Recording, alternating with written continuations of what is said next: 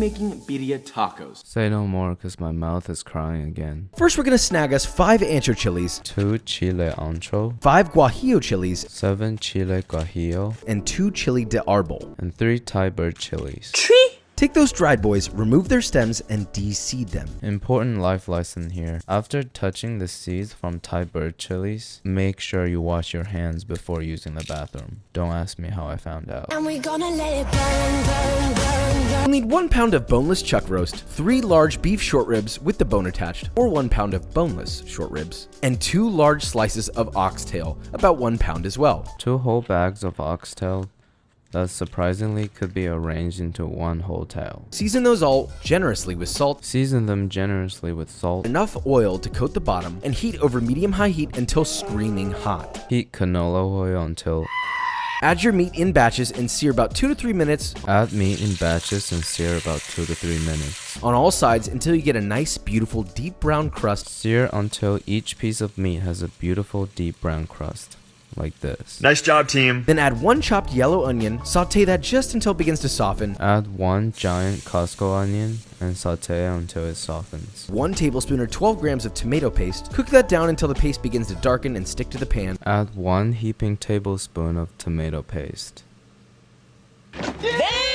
Saute it till it starts to darken and caramelize. Then add 8 cloves of sliced garlic, saute until fragrant. Add 8 cloves of garlic and saute till fragrant. Then add 2.5 quarts or 2.25 liters of a rich beef stock. I'm gonna use the leftover broth from the ramen video, which will be up on YouTube this weekend. Please make your beef stock for this. Alright, I'm tired of saying it. It's the heart and soul to so much of the flavor here. Just like this, my heart and soul was manufactured in a cold factory. At least it's better than bouillon. From there, add your dried chilies. From there, add my meat back into the pot and add my dried chilies. Get a piece of cheesecloth and in the center, add 1 tablespoon or 8 grams of black peppercorns, Get a tea bag and fill it up with some peppercorn, 1 tablespoon or 5 grams of toasted coriander, some more peppercorn, 1 cinnamon stick, and 6 bay leaves. 1 cinnamon stick, and 7 bay leaves. Fold all the sides together and tie tightly with cheesecloth, and now you have a little sachet of flavor. Seal it up, and now we have a flavorful tea bag to drop. Cover it with a lid and braise for 1 hour. Put a lid on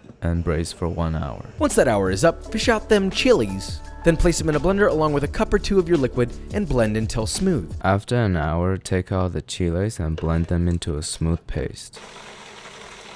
Pour that back into your stew, bring it back up to a simmer, Pour the paste back into your pot.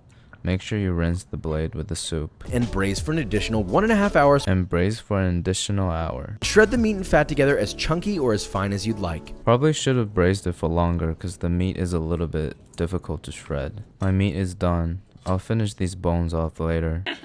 Dunk your corn tortilla in the broth completely, which should have a vibrant thick layer of reddish orange fat floating on top that'll coat the tortilla nicely. Dunk the tortilla completely to give it a nice coating of fat.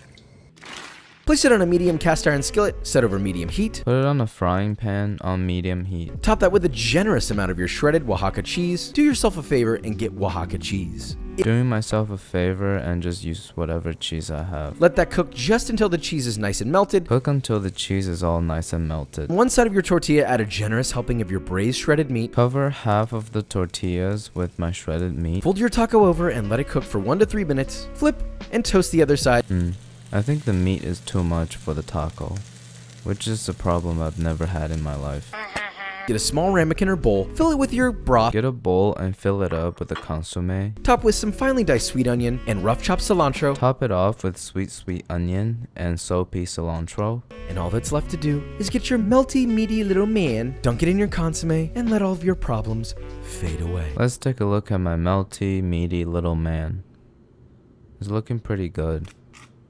And it certainly passes the sound check. All my problems are awaiting to be faded away from this bite. I have high hopes for this one. Now let's dink it and sink it.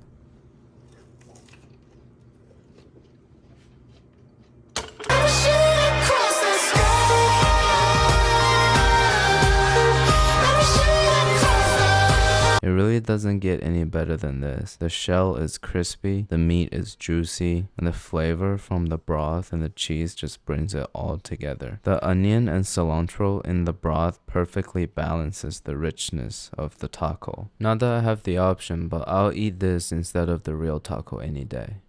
Alright, thank you.